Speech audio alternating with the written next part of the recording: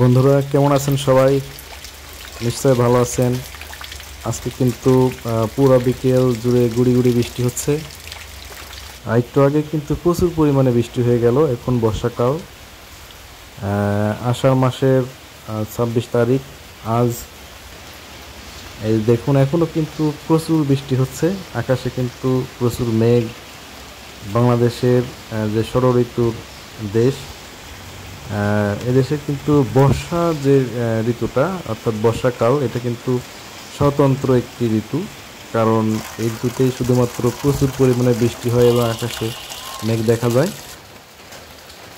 তো দেখুন এই যে গ্রামীণ যে পরিবেশ, এই পরিবেশ থেকেই ভিডিওটি করা। এবং চারপাশে কিন্তু বৃষ্টি হচ্ছে। বায়ুর আর্দ্রতাও অনেক বেশি।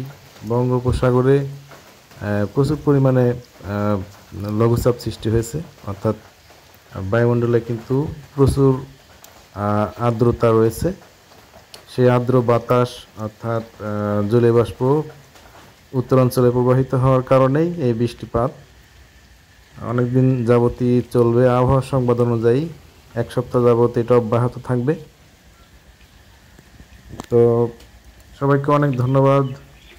এই বিরূপ পরিস্থিতিতে, বিরূপ আবহাওয়ায় অনেক জায়গায় কিন্তু পানি উঠে গেছে। সবাই সুস্থ থাকবেন, ভালো থাকবেন।